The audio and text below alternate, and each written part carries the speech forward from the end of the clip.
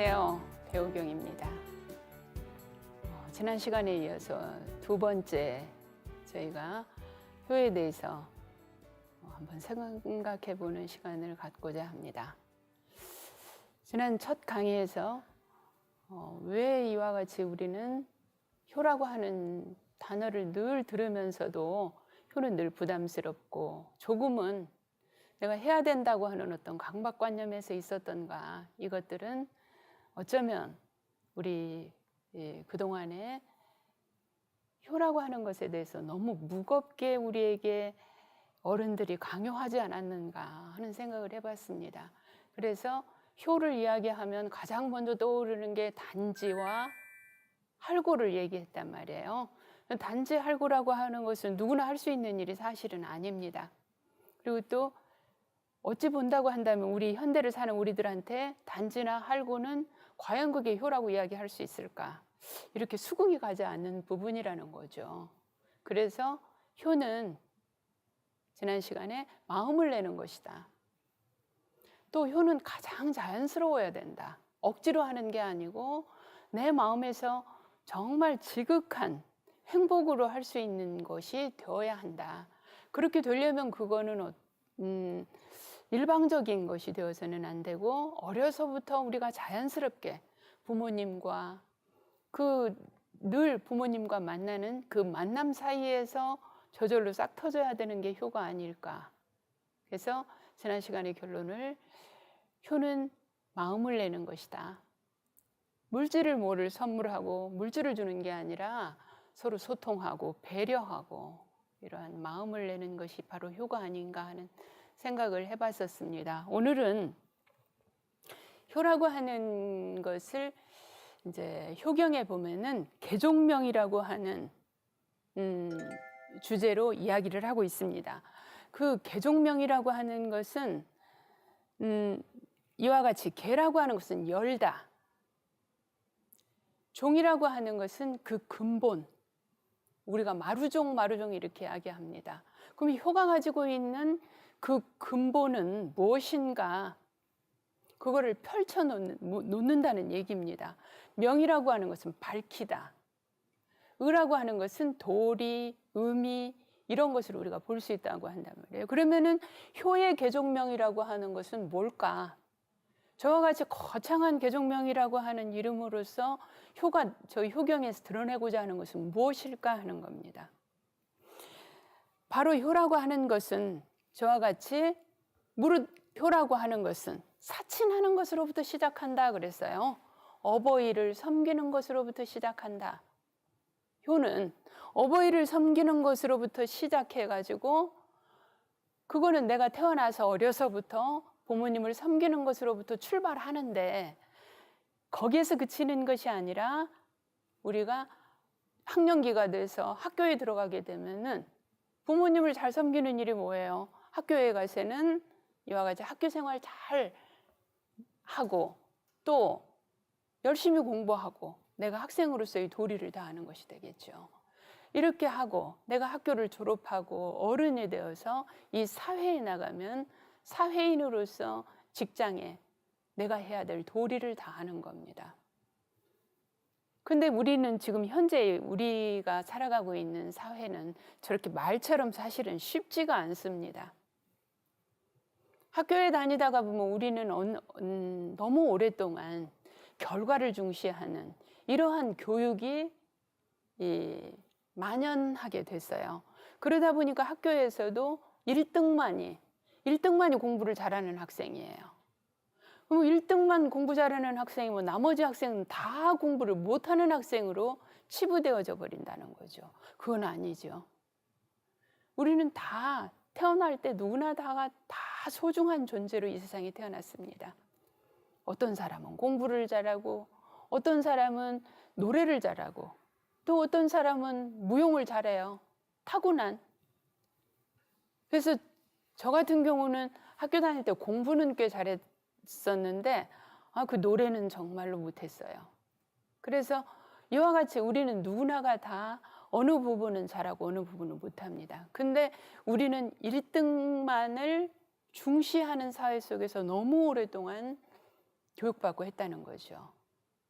우리가 1등이 중요하겠죠. 중요하겠지만은 1등이 중요한 게 아니라 1등에 가기 위해서 내가 노력하는 게 더 중요하고, 내가 거기에 나 자신의 꿈을 성취하기 위해서 도전하는 것 자체가 중요하지, 그 과정이 중요한 것이지 결과가 그렇게 중요한 게 아니라는 거죠. 그렇기 때문에 우리가 성공이라고 하는 개념도 어때요? 부모님에게 내가 정말로 이렇게 성공해서 부모님께 자랑스러운 자식으로서 내가 우리 부모님이 나를 밖에 나가서 내 자식이 이렇게 하고 있다고 이렇게 자랑할 수 있으면 얼마나 좋겠어요. 근데 지금 현재 우리 사회는 어떤가요? 우리는 너무 힘든, 지금 대학을 졸업하고 나면은 취업이라고 하는 게 그야말로 전쟁입니다. 이런 사회에 우리가 살고 있어요. 살고 있기 때문에 졸업하고 당장 취업해서 부모님께 이렇게 자랑스러운 자식이 되는 것도 중요하겠지만, 그거를 위해서 내가 노력하는데 어떻게 해야 되는가 한번 생각해 볼 필요가 있다는 거죠. 우리가 현 사회를 사는 우리들은. 그 말은 무슨 말이냐면, 내가 부모님께, 우리 부모님이 무엇을 걱정하는지, 그렇기 때문에 내가 가끔 부모님과 앉아서 어머니 아버지, 내가 요즘 이런 것을 준비하고 있는데, 저희 집에 제 큰아이가 학교 다닐 때 많은 방황도 했었고 길도 참 많이 바꿨어요. 근데 제가 그 아이한테 늘 고맙게 생각하는 건 뭐냐면, 학교 다닐 때도 그랬어요. 엄마, 내가 무엇을 지금 하려고 하는데요. 그거 그렇게 하는데 제가 좀 힘들긴 해요. 그러는데 엄마 기다리세요. 저한테 늘 과정을 이야기해 주는 거예요. 때로는 그 분야를 제가 잘 모를 수도 있어요. 제 영역이 아니라서 모를 수도 있지만, 저한테 오면 항상 또 새로운 일을 시작할 때는, 집에 와서 이제 직장 생활하고 할 때는 프레젠테이션을 해요. 그걸 준비해 가지고 와가지고, 그래서 내가 꿈꾸는 건 이런 거고 엄마 아버지가 생각할 때는 어떤 문제점이 있을 것 같냐, 내가 이 일을 하는 데 있어서. 이와 같이 그 프레젠테이션을 준비해서 와서 그 하는 동안에 저 아이가 한 사회인으로서 성장하기 위해서 지금 저 일을 도전하고 있구나. 그렇게 하다 보니까 부모가 걱정하는 마음이 좀 줄더라고요. 내 아이가 지금 저렇게 노력하고 있구나. 그게 결과로서 금방 보이지 않더라도 이 열심히 노력하고 있는 거를 믿게 된다는 거죠. 그래서 우리가 현 사회를 사는 우리들은 과거의 형태와는 좀 달라야 되지 않는가 하는 생각을 해봅니다. 그래서 이제 어른이 되어가지고 사회에 나가게 되면은 그 직장의 상사에게 잘하고, 자기 맡은 바 소임을 잘하고, 옛날에는 저와 같이 군주를 섬기기를 잘해야 된다고 했어요. 그리고 종어 입신한다, 몸을 세우는 것으로서 마친다 하고 이야기하고 있습니다. 그러면은 저와 같이 우리가 지금 입신이라고 하는 말을 하고 있는데, 여기에 몸을 세운다. 그 몸을 세운다고 하는 것은 어쩌면 인생을 살아가면서 몸을 세우는 것은 그때마다 다를 거예요. 초등학교 다닐 때 몸을 세우는 것과 중학교 다닐 때 몸을 세우는 거, 고등학교 다닐 때 몸을 세우는 거, 어른이 되어서만 몸을 세우는 건 아니라는 거죠. 지난 시간에 우리가 시중이라고 하는 이야기를 했었어요. 시중지성이다. 그때에 알맞는 정성을 다한다. 그것이 바로 효라고 하는 것입니다. 그래서 우리가 인생을 살아가면서 효라고 하는 것은 어느 단계에서만 하는 것이 아니라, 내가 어린아이 때, 형일 때, 동생일 때, 또 사회에 나가서 그때그때 성심을 다하는 것이 바로 효라고 하는 것을 알 수 있습니다. 근데 우리 사회는 참 많이 변화되었어요. 그러면 우리가 현 사회에서 요구하는, 우리가 이제 효라고 하는 주제로 이야기하고 있지만, 현 사회에서 우리가 시중지성을 다하고 효를 하는 방법은 뭘까 한번 생각해 볼 필요가 있죠. 그 시중을 하기 위해서는 어때요? 그 사회를 정확하게 이해할 필요가 있습니다. 우리가 고대 사회에 있어서는 저와 같이 고대 사회가 국가라고 하는 이게 막 형성되었을 때는 가장 중요한 사회적 기능이 바로 정사와 형벌이었어요. 저 때는 가장 중요한 게 정사와 형벌이었기 때문에 이웃 나라와 전쟁하고 또 전쟁 후 무기는 뭐고 이러한 것들이 사회의 가장 중심 기능이었다는 거죠. 그래서 저러한 사회가 우리가 요순으로부터 시작해서 하나라, 은나라, 주나라를 통해서 주나라에 오게 되면은 이제 완전한 하나의 국가의 규모를 갖추게 됩니다. 왜 그러냐면은 하나라, 은나라 때도 당연히 우임금에 의해서 국가라고 하는 게 탄생을 하지만 그때는 기록이 많이 남아있지 않습니다. 남아있지 않기 때문에 우리가 이제 주나라를 가지고 이야기를 한번 생각해 보면 주나라가 우리 흔히 문왕, 무왕에 의해서 천자가 됐다. 은나라의 마지막 임금은 주를 죽이고 천자국이 되었다고 이야기하는데 문왕은 사실은 주나라의 영토에서 주나라라고 하는 나라는 기주 땅에 있는데 중국이라고 하는 나라로 본다고 한다면 기주는 아주 변방에 속합니다. 그리고 문왕은 그 변방 가운데서도 아주 작은 방 70리의 땅을 지니고 있었어요. 백이라고 하는 직위를 가지고 있었는데 공후백자남 가운데 백이라고 하는 직위를 가지고 있었는데 문왕은 그러한 작은 영토를 지니고 있는 문왕이 이와 같이 천자국이 될 수 있는 그러한 기틀을 마련할 수 있었던 것은 무엇이었을까? 그것은 바로 여기에서 이야기하고자 하는 지금 명덕신벌이라고 하는 겁니다. 백성들에게 덕으로서 다스렸다. 백성들을 우리가 초기 국가에서는 정사와 전쟁이라고 하는 이게 가장 중요한 사회적 기능이었는데 나라가 이와 같이 기틀이 잡혀지고 난 다음에는 저렇게 해서는 안 된다는 거죠. 백성들에게 어떻게 덕을 베풀 것인가?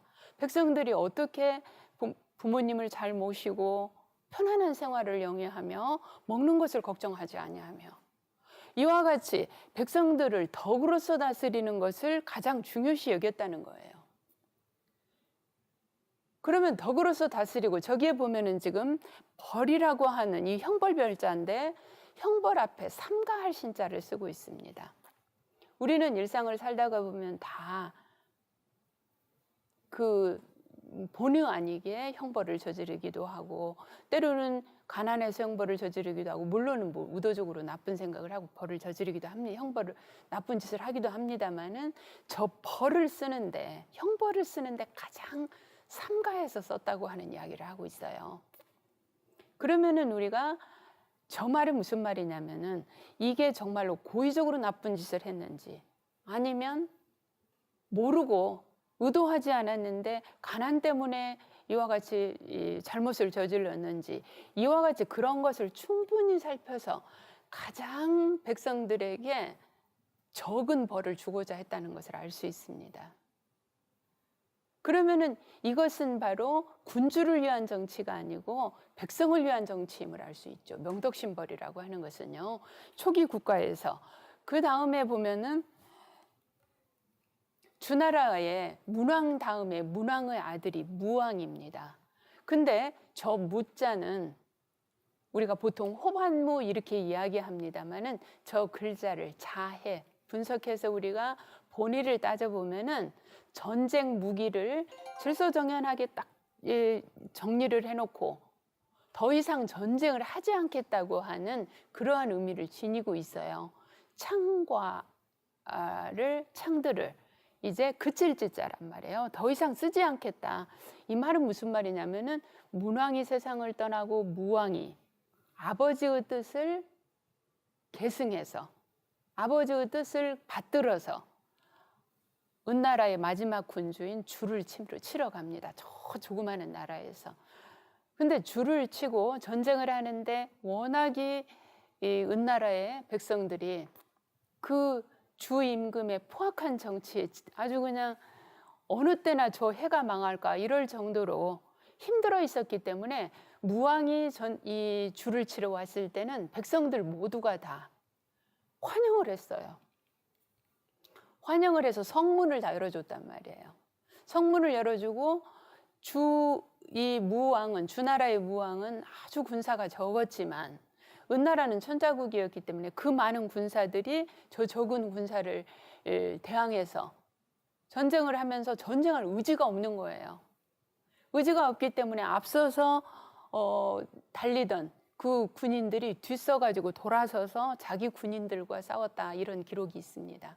그럴 만큼 실질적으로 전쟁은 제대로 하지 않고 이제 전쟁을 이기게 됩니다. 이기고 했던 것이 바로 뭐냐면 무라고 하는, 이 무왕이라고 하는 것은 시호입니다. 세상을 떠나고 난 다음에 붙여지는 시호인데 내가 더 이상 전쟁을 하지 않겠다.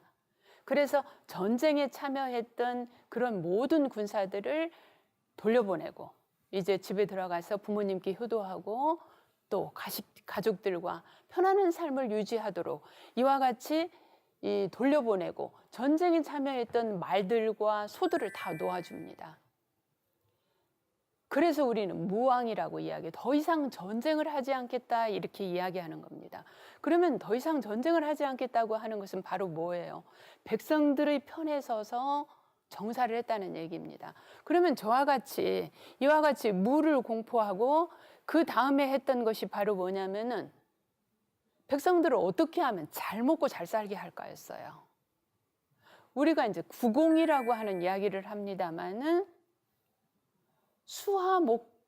수화목금토 곡식국자를 거기에 넣습니다. 수화목금토 오행에다가 곡이라고 하는 글자를 해서 이걸 육부라고 얘기를 해요. 그러면 이거는 이제 천도의 작용인데 그 천도의 작용을 쓰는 건 누가 쓰는 거예요? 사람이 쓴다는 얘기입니다. 그럼 사람이 저와 같이 어떻게 쓰느냐에 따라서 이와 같이 백성들이 어떤 삶을 영위하게 되느냐는 달라진다는 거예요. 그래서 가장 중요한 사회적 이슈에 정덕이용후생이라고 하는 저걸 삼사라고 이야기합니다. 백성들을 어떻게 하면 풍요로운 삶을 유지하게 할까? 이게 가장 중요한 사회적 기능이었다는 겁니다. 그래서 저거를 통해서 백성들이 삶이 풍요롭게 만들고 또 먹고 사는 걸 풍족하게, 그래서 농사 짓는 때를 빼앗지 않고 나라의 어떤 일을 하더라도 전쟁을 하더라도 농사 짓는 때를 피해서 하고, 그러면 이와 같이 이러한 정덕이용후생이라는 이러한 사회적 중심 기능에 의해서 경제와 사회라고 하는 양적 부강, 풍요로운 삶, 이게 하나의 중요한 사회적 기능이 되었다는 얘기예요. 그러면은 지금 이런 사회를 거쳐서 지금 우리는 21세기를 살고 있습니다.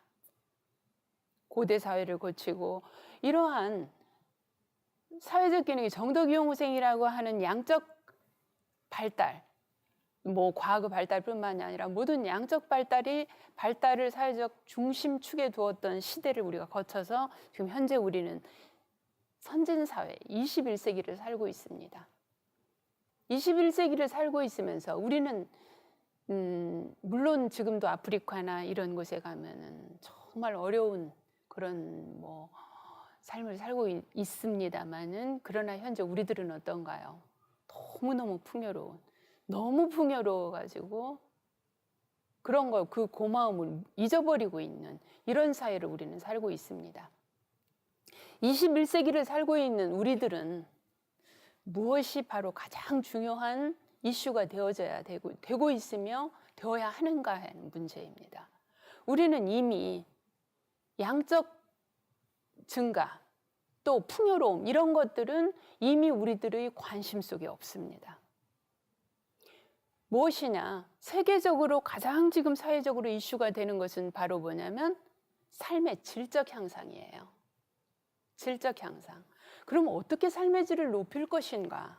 이게 사회의 하나의 가장 중요한 중심 기능으로서, 중심 이슈로서 등장하게 됩니다. 그러면서 우리는 뭐냐면 철학이나 인간학, 심리학, 이러한 문제에 대한 관심이 커지게 됩니다. 그러다 보니까 지금 모든 대학에서 구조조정을 하고 있어요. 그건 어쩔 수 없는 현상입니다. 어쩔 수 없는 현상인데 그 대학이든 대학뿐만이 아니라 직장이나 사회, 그 모든 기관에서 인문이라고 하는 단어를 아주 보편적으로 쓰고 있어요. 인문이다. 저 인문이라고 하는 것은 지금 여기에 인문이라고 하는 것은 바로 사람이 만들어가는 문양입니다. 내가 어떤 정신으로 살아가고 어떤 심리로서 이 일에 임하고 또 어떤 생각으로 삶을 영위할 것인가. 삶에 대한 태도. 이 인문이라고 하는 것이 사회의 중심 기능으로 등장하게 됩니다. 그래서 우리들한테 이미 내가 이제 배불리 먹고 뭐를 많이 생산하고 이런 일은 그다지 중요한 게 아니에요. 어떻게 하면 내가 행복한 삶을 영위할까? 내 삶의 질을 어떻게 하면 높일까? 질적 향상의 가장 중요한 질적 향상이라고 하는 이게 사회의 중심 기능으로 등장하게 됐다는 겁니다. 그래서 지금 저희들 같이 철학을 한 사람들은 굉장히 많은 그런 인문학 강의를 많이 여기저기서 많이 하게 됩니다. 직장뿐만이 아니라. 그래서 지금은 많이 생산하는 것이 아니라 어떻게 하면은 행복해질 수 있을까? 이것이 바로 우리가 인문이라고 하는 우리가 현대 사회의 가장 중요한 화두로서 등장하는 것입니다. 그러는데 이와 같이 우리가 현대 사회의 인문이라고 하는 것을 이와 같이 강조하고 어떻게 하면 우리가 행복한 삶을 영위할 수 있을까? 어떻게 하면 내가 질 높은 삶을 영위할 수 있을까? 이거를 이야기하고 있는데 실제로 성인들은 고대에 이미 저 같은 이야기를 이미 했어요. 공자는 효라고 하는 것은 덕의 가장 지극한 것이다. 그 효는 우리가 가족 간에 이루어지는 일입니다. 가족 간에 이루어지는데 이게 이제 커지게 되면은 국가에까지 미치게 되지만은 우리가 발단은 가족에서부터 발단하는 거란 말이에요. 그럼 우리가 덕이라고 하는 것은 과연 무엇이냐? 우리가 덕 많은 이야기를 합니다만은 이 덕이라고 하는 것은 내가 밖으로 베푸는 거예요. 덕은. 그래서 우리가 도덕 같이 붙여서 흔히 이야기합니다. 도덕이라는 말을요. 저희는 초등학교 다닐 때 도덕 시간도 있었어요. 도덕 시간을 교과서로 배웠지만 도덕이 뭔가는 안 배웠던 것 같아요. 단지 내가 해야 될 가장 기본적인 도리 이런 식으로 배웠던 것 같은데 저 덕이라고 하는 것은 내가 행위하는 거예요. 내가 마음속에 있는 것을 밖으로서 표현하고 말로 표현하고 행동으로서 드러내고 내가 생각하고 이런 것들은 모두 덕에 해당합니다. 그것들을 만드는 기본이 되는 건 뭐예요? 바로 내 도예요. 내 마음에서 우러나오는 거죠. 우리가 효를 하는 것은 아까 마음의 소통인데 이 마음이 어때요? 내가 마음을 내지 않으면 안 돼요. 내가 행동으로서 아무리 내가 머릿속에 많은 걸 가지고 있다고 할지라도 내가 그걸 꺼내 쓰지 않으면 안 된다는 겁니다. 그렇기 때문에 이와 같이 효라고 하는 것은 바로 덕의 가장 지극한 것이요. 도의 바로 요체이다 이렇게 성현들은 이미 이제 그렇게 이야기를 하고 있어요. 그래서 공자가 이야기하기를 무릇 효라고 하는 것은 덕의 근본이 되는 것이다. 그러면 효라고 하는 것은 아까 우리가 마음을 그대로 밖으로 꺼내서 표현만 하면 되는 거란 말이에요. 근데 그거는 우리가 부모님에게 하는 것이니까 억지로 하는 게 아니라 자연스러운 발로이죠. 자연스럽게 저절로 나와지는 것입니다. 그래서 사람이 인지행에 있어서 사람이 행동함에 있어서 효보다 큰 것이 없고 이 말이에요. 효보다 큰 것이 없기 때문에 효는 덕의 근본이 된다고 이야기하는 것이다. 이와 같이 성인들은 이미 고대에 이와 같은 이야기를 했었단 말이에요. 그래서 효경에 보면은 효의 시작을 이야기하면서 여러분들도 많이 이제 우리가 저 얘기는 들었을 거예요. 저와 같이 신체 발부는 수지부모한 것이니 부모님에게서 내가 받은 것이니 불감회상하는 것이 감히 이것을 회상하지 않는 것이 그것이 바로 효의 시작이다 이런 이야기를 우리는 너무 익히 들었어요. 익히 들었는데 실제 우리가 현대사회를 옛날같이 농경사회에서는 저 말이 그렇게 어려운 일은 아니었을 거예요, 아마. 농경사회에서는 활동의 범위가 굉장히 좁았죠. 뭐 많이 움직여도 그 농토에 왔다 갔다 하는 정도였었잖아요. 근데 지금 우리들이 살고 있는 사회는 어떤가요? 2013년도에 우리나라에서 하루에 발생하는 사고 건수가 560건이었습니다. 560건. OECD 회원국 가운데 교통사고 사망률이 세계에서 최고예요. OECD 회원국들 가운데서 우리가 최고예요. 별로 명예스럽지 못한 최고예요. 그 1등이라고 하는 걸 좋은 데서 1등을 해야 되는데 별로 좋지 않은 데서 지금 1등을 하고 있습니다. 그러면 우리는 이와 같이 우리 주변에서도 보면은 뭐 교통사고를 당하고 사고를 당하고 이런 일들이 남의 일이 아니에요. 그러면은 저와 같이 효 시작이 내가 부모님에게서 받은 수지부모한 내 신체를 회상하지 않는 게 효 시작이라고 한다면 현대를 사는 우리들한테는 과연 그러면은 본의 아니게 이런 사고가 나고 이렇게 했을 때 그럼 우리는 효도는 못하는 것이냐는 거죠. 뭐 우리가 할 수 없는 것이냐. 그거는 아니지 않을까 싶습니다. 그거는 고대 사회에서는 저게 이 말이 가능했지만 현대를 살아가는 우리들한테는 전 가능한 얘기가 아니에요. 그러면은 우리가 현대를 살아가는 우리들이 할 수 있는 효는 뭘까? 여기에 지금 네덜란드 화가 빈센트 반 고흐의 그림 2장을 제가 올려놨습니다. 이게 반 고흐라고 하는 해바라기를 주로 그리고 아주 불행했던 화가 중에 하나예요. 자기 귀를 자르고 자살을 했던 그러한 화가 중에 하나입니다. 이 화가는 이 반 고흐라고 하는 이 화가는 어렸을 때요. 부모님이 이 아버지가 목사였습니다. 어머니는 심한 우울증을 앓고 있었어요. 또 고흐의 형이 어렸을 때 세상을 떠납니다. 근데 아버지가 고흐가 목사가 되기를 바랐었어요. 근데 목사가 되기 위해서 신학대학에 갔다 결국은 적응하지 못하고 나옵니다. 근데 아버지한테 수도 없이 쓸모없는 놈이라고 하는 말을 들어요. 저런 쓸모없는 놈. 어떠세요? 만약에 우리가 아버지한테 저런 쓸모없는 놈이라는 소리를 어렸을 때 우리가 들었다고 한번 상상해 본다면 어떨 것 같으세요? 아마 이 쓸모없는 놈이라고 하는 게 그냥 지나쳐버리지 못할 것 같습니다. 고흐는 평생을 쓸모없는 놈이라고 하는 것을 가슴에 새기고 있었어요. 그래서 적응을 못했어요. 어디에 가서도. 여러 사람이 있는데 가면은 내가 쓸모없는 놈이라고 하는 단어가 먼저 떠오르죠. 어머니는 부드럽기는 했었지만 어머니는 심한 우울증을 앓고 있었어요. 그거는 아버지의 성격이 어땠는지 알 수 있죠. 이러한 환경 속에서 고흐는 어린 시절을 보내게 됩니다. 그래서 평생 자기 그 뒤를 따라다녔던 것이 쓸모없는 놈이라고 하는 말이었어요.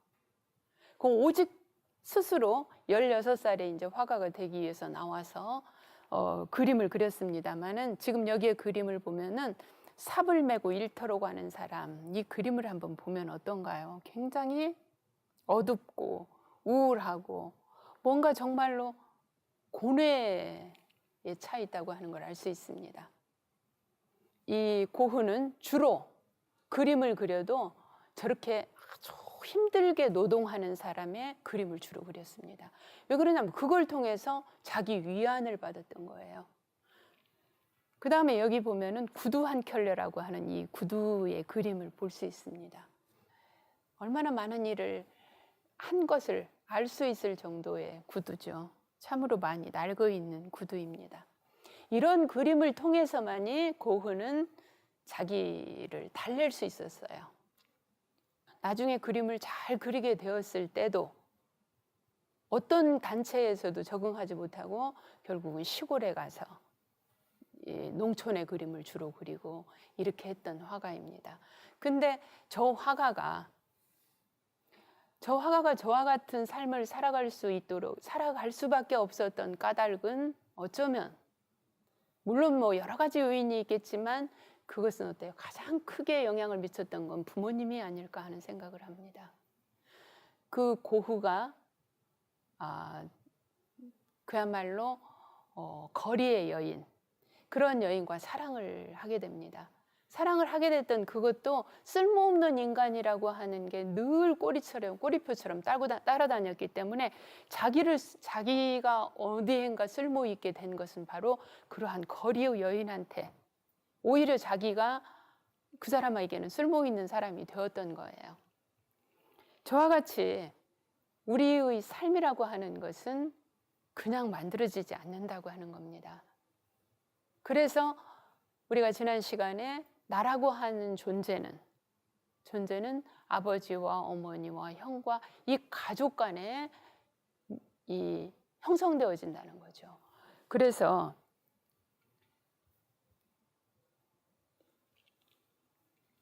내가 부모님의 바램처럼 아주 성공적인 삶을 살아서 건강한 신체로 또 성공적인 삶을 살아서, 이건 누구나 다 바라는 일입니다.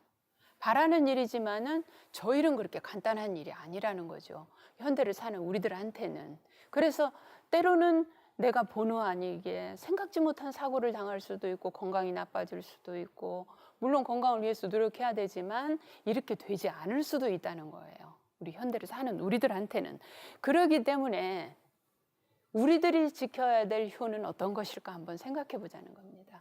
여기에 보면은 효의 종이다 그래서 효경에서 보면은 입신행도하여서 몸을 세워가지고 도를 행하여가지고 내 이름을 후세에 크게 날려, 그렇게 해서 부모님을 이와 같이 드날리게 할 수 있다고 한다면 이보다 더 좋은 일이 없죠.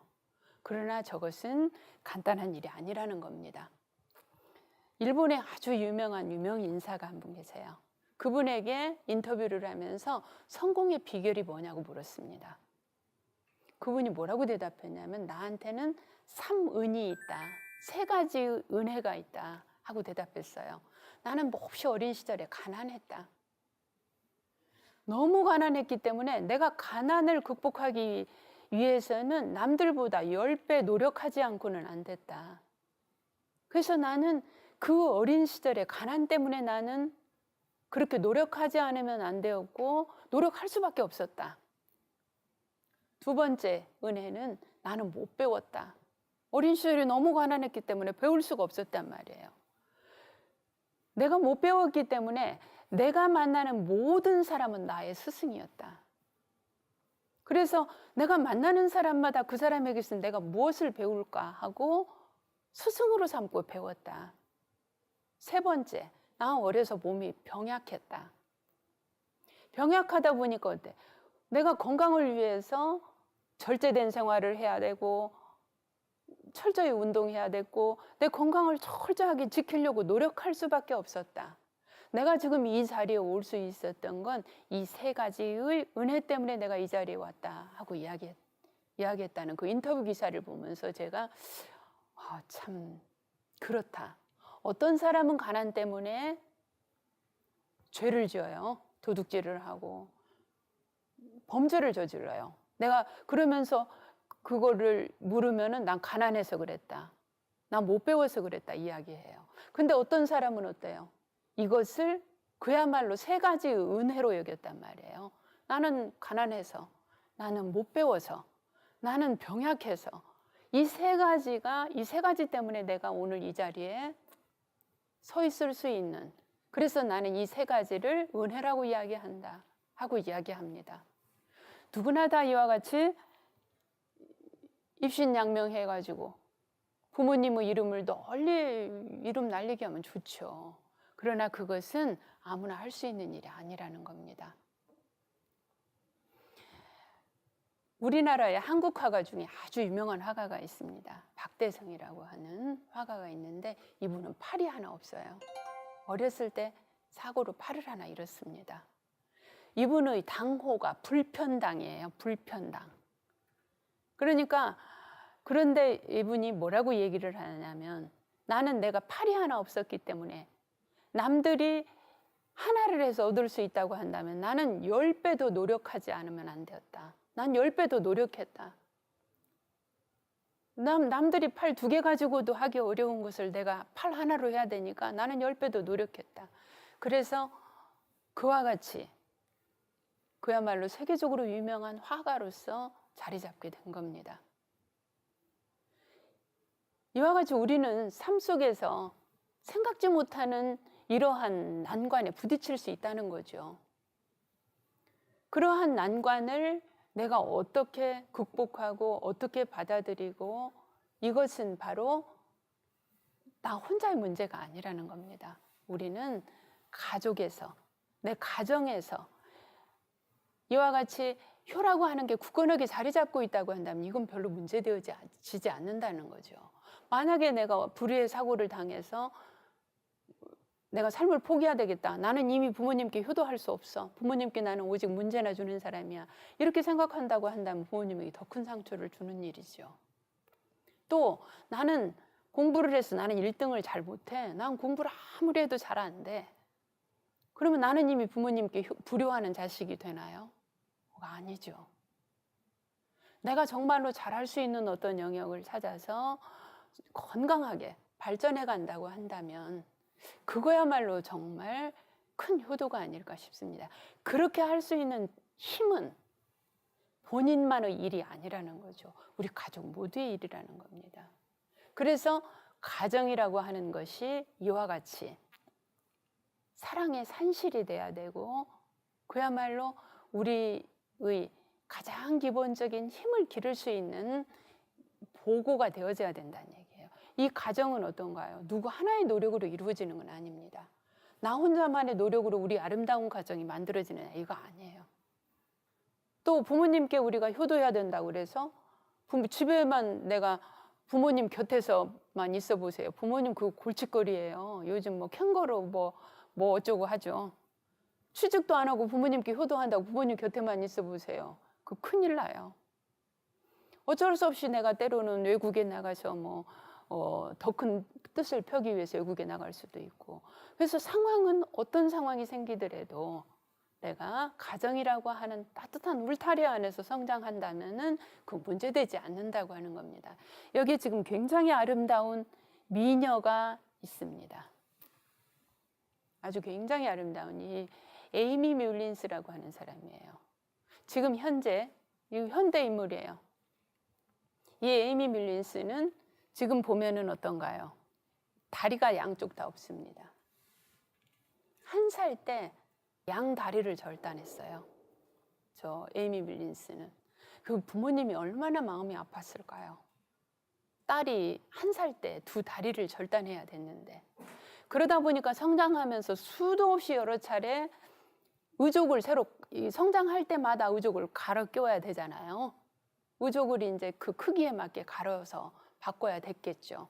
그래서 늘 티타늄 다리를 이와 같이 이제 하고 있었는데, 이 티타늄 다리를 하고 대학교에 다닐 때, 대학교 2학년 때 장애인 마라톤 대회에 나가게 됩니다.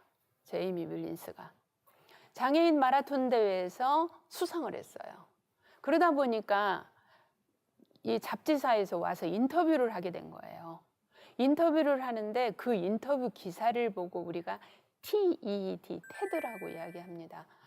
우리가 보통 강연이라고 하는 것은 유명 인사들이 보통 강연을 하죠. 저 테드는 사람은 누구나가 다 어떤 사람이든지 그 삶 속에는 그야말로 드라마틱하고 그야말로 신화적인 이런 이야기를 누구나 다 가지고 있다는 거죠. 우리 어른들 들어보면은 그 삶 속에 그런 이야기 한두 개 없는 분들 없으세요? 어떤 굉장히 힘들었던 난관을 극복했던 일.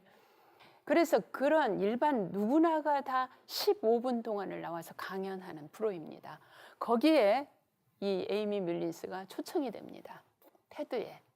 초청이 돼가지고 그 테드에 나가서 강연을 하면서 뭐라고 얘기를 했냐면, 이 에이미는 어때요? 다리가 없다 보니까 항상 이렇게 티타늄 다리를 해야 됐겠죠. 의족을 해야 됐겠죠. 내 다리를 지금까지는 모두가 다 편리한 다리, 정말 불편하지 않은 다리. 이게 의족을 저도 저희 집 가족 중에 의족을 끼우는 교통사고로 그런 가족이 하나 있습니다. 근데 이 의족을 끼우고 있으면요, 조금 걸음을 걸으면 그 의족과 다리 사이에가 다 짓물러요. 짓물러서 밤이면 거기를 마사지 해줘야 되고 이렇습니다. 근데 이 에이미는 1살부터 이 대학생이 될 때까지 얼마나 많은 다리를 교체했겠어요. 근데 그때 에이미가 뭐를 이야기했냐면, 나의 아름다운 다리를 만들어줄 사람이 있으면 만났으면 좋겠다. 나의 아름다운 다리. 그동안 편리한 다리는 지금까지 많이 만들었어요. 근데 정말로 나의 아름다운 다리를 만들어줄 사람이 있으면 좋겠다고 이야기했습니다. 그러자 그 강연을 본 많은 예술가들이 내가 만들어 보겠다. 내가 당신의 다리를, 아름다운 다리를 만들어 보겠다고 나선 거예요. 그래서 그때부터 에이미는 광고 모델이 되게 됩니다. 다리가 없으니까 어때요? 때로는 농촌에 가서 배추 광고를 하면 배추를 다리에다 끼우고 광고를 하기도 하고, 또 무슨 해안에 가게 되면은 저와 같이 마라톤 하는 저런 걸 하기도 하고, 그래서 광고 모델로서 성공하게 됩니다. 광고 모델뿐만이 아니라 저와 같이 지금 오른쪽에 보면은 장애인 같지가 않죠. 영화 배우예요. 지금은 광고 모델이자 영화 배우예요. 이렇게 되니까 하루는 고등학생 하나가, 저 강연을 하고 이렇게 다니는 동안에 고등학생 하나가 에이미를 찾아와서 하는 얘기가, 나도 다리가 없었으면 좋겠다. 나도 당신처럼 만약에 다리가 없다면 내 다리를, 아름다운 다리를 수도 없이 만들 수 있을 텐데 하고 이야기합니다. 어떠세요? 다리가 없는 게 끝이 아니죠. 다리가 없는 걸 어떻게, 다리가 없는 건 현실적인 문제예요. 그럼 다리가 없어서 내 삶을 만약에 포기했다면, 난 다리가 없어서 아무것도 할 수 없다고 생각했다고 한다면 정말 그건 불효였을 거예요. 다리가 없는 현실을 어떻게 극복할 것인가, 이건 아마 가족의 힘이 크지 않았을까. 저 에이미의 어머니에 대한 기사는 없기 때문에 어머니에 대한 기사를 볼지는 못하지만, 아마 에이미를 저렇게 성장하게 만들었던 것은 가족이 아니었을까 싶습니다. 가족이 저와 같이 밝고 건강하게, 또 자기에게 부닥친 현실적인 문제를 긍정적으로 수용할 수 있는 태도를 만들어주지 않았을까 하는 생각이 듭니다. 그래서 결국은 효라고 하는 것은, 작게는 나 자신의 문제에 그치는 것 같지만 효라고 하는 것은 크게는 나 개인, 가정을 떠나서 사회에, 국가에, 또 세계적으로 하나의 성공된 삶을 만들어갈 수 있다는 겁니다. 그게 바로 효입니다. 효라고 하는 것은 고정된 형태를 갖지는 않아요. 우리는 어쩔 수 없이 현실적으로 많은 일을 겪습니다. 지금 대학교 졸업하고 졸업하는 그 해에 취직을 하는 거는 극히 몇 명 안 돼요. 어쩔 수 없이 내가 취직을 못하고 몇 년 동안 취직 준비를 하더라도, 아니면 어떤 경우에 내가 건강이 나빠져서 어떤 일을 겪더라도, 또 사고를 겪더라도, 그런 일을 안 겪으면 더 좋겠지만, 우리가 현실적인 것을 현실적으로 받아들일 수 있는 긍정적인 힘, 긍정적 마인드, 이것은 바로 가족이 만들어주는 겁니다. 그래서 문화유전자, 밈이라고 하는 이야기를 했었는데, 이 문화유전자라고 하는 것은 나 개인이, 나 혼자 만들 수 있는 게 아니죠. 그래서 효라고 하는 이 주제를 나 혼자 해결할 일이 아니고 우리 가족 모두가 서로 사랑으로서, 그래서 아버지는 의롭고 어머니는 자애롭고 형은 우애하고 동생은 공손하고 자식은 효도하고, 이러한 가정 안에서 키워나가야 될 키워드라는 겁니다. 효라고 하는 것은요. 그래서 저 효를 우리가 가정에서 탄탄하게 키워나간다고 한다면, 내게 어떤 문제가 닥치더라도, 어떤 어려움이 닥치더라도 이건 그렇게 어려움이 아니라는 거죠. 그래서 저거는 우리 자식들에게만 해당하는 얘기가 아니라, 인간이라면 누구나 다 같이 감내하고 같이 노력해야 될, 같이 마음을 내야 될 키워드가 아닌가 싶습니다. 오늘 두 번째 강의는 효경의 가장 중요한 효의 시작과 끝이라고 하는 문제로서 우리가 한번 생각해 봤습니다. 그래서 당연히 입신양면 해가지고 부모님의 이름을 널리 세상에 드러낼 수 있다면 더 바랄 게 없겠지만, 그러지 못하는 상황이 되더라도, 또 부모님을 어쩔 수 없이 부모님 곁을 멀리 떠나 있더라도 그 상황에서 할 수 있는 우리가 따뜻한 사랑, 이것을 나눈다고 한다면은 효는 우리에게 있어서 지금 현재 국가적으로 사회적으로 겪고 있는 이 많은 어려움을 극복할 수 있는 가장 키워드가 되지 않을까 싶습니다. 이상 강의를 마치도록 하겠습니다. 수고하셨습니다.